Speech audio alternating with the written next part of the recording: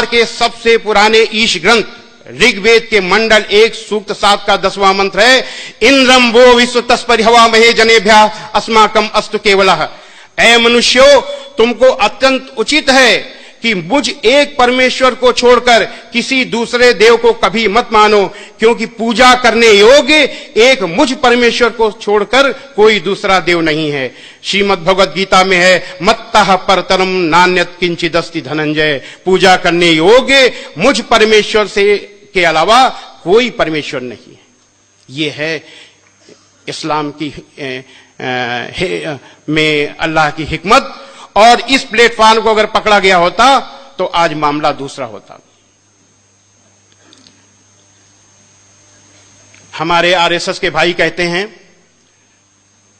विश्व हिंदू परिषद के लोग भी कहते हैं कि इस देश में रहने वाला हर व्यक्ति, हर इंसान हिंदू है, लेकिन इसकी कोई दलील नहीं है।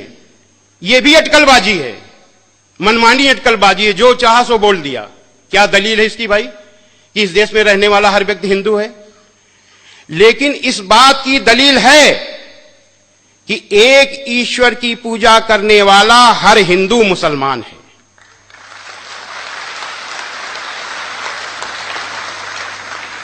हम आप लोग नौजवान हो, हम आप लोगों से अपील करना चाहते हैं कि मुसलमान दूसरों को सबसे अधिक प्रभावित कर सकते हैं। कब? जब वो बुराइयों को न देखें और अपनी अच्छाइयों को बताएं और खुद अमल में भी लाएं। क्या बताएं? क्या बताएं?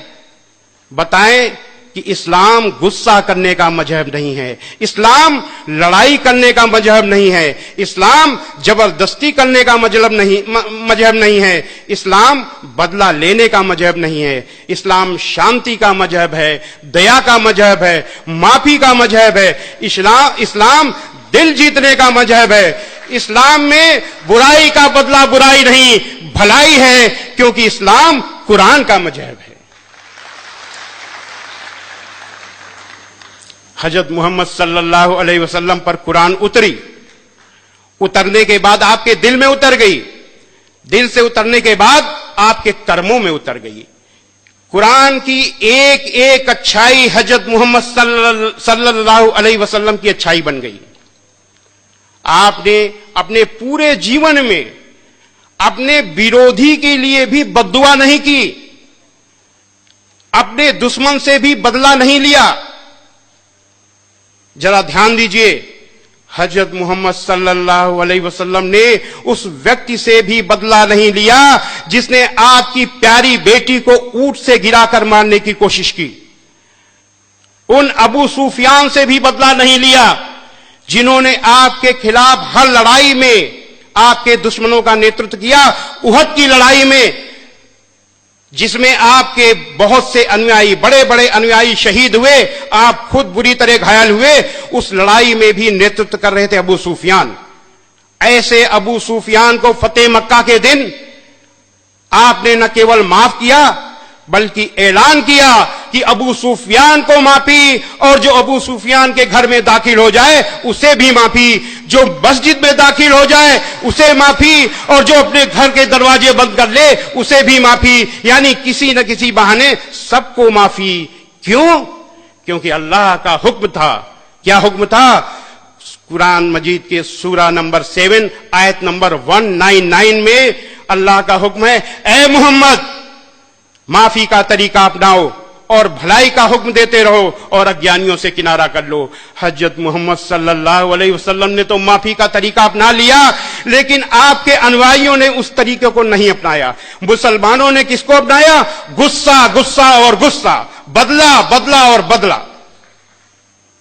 कितने बड़े दुख की बात है, जिन हजरत मोहम्मद सल्लल्लाहु अलैहि वसल्लम के लिए लाखों लाखों करोड़ों लोग अपनी जान न्यौछावर करने के लिए तैयार हैं, अपनी जान देने के लिए तैयार है, खुशी खुशी उन्हीं हजरत मोहम्मद सल्लल्लाहु अलैहि वसल्लम के तरीके को अपनाने के लिए तैयार नहीं है। यह बहुत बड़े दुख की बात है।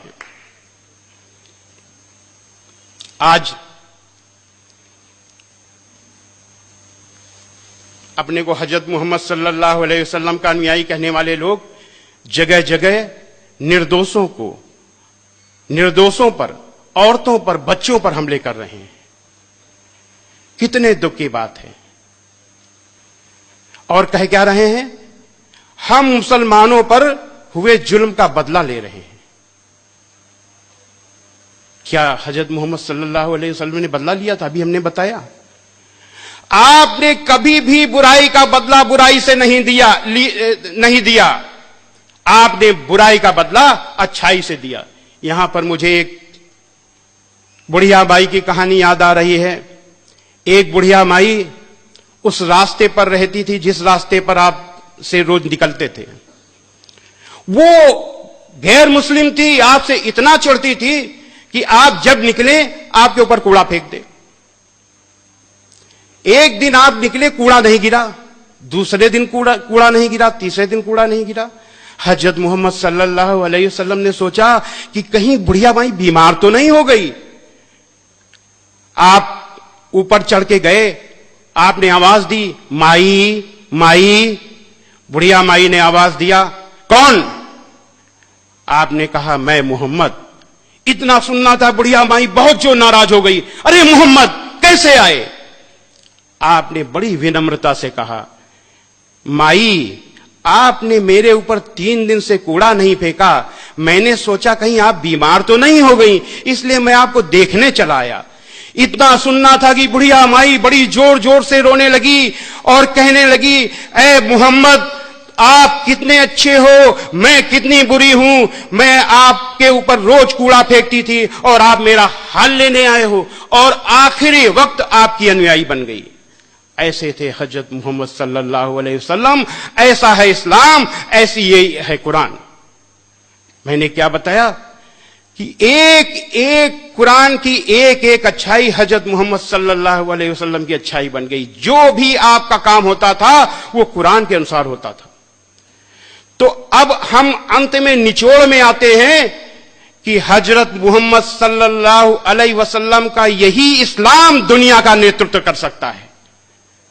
लेकिन तब जब ये इस्लाम सबके अमल में आए, तब तो चुनना अब तय आपको करना है, दुनिया के मुसलमानों को तय करना है कि वो हजरत मोहम्मद सल्लल्लाहु अलैहि वसल्लम का इस्लाम अमल में लाना चाहते हैं कि अपना इस्लाम अमल में लाना चाहते हैं।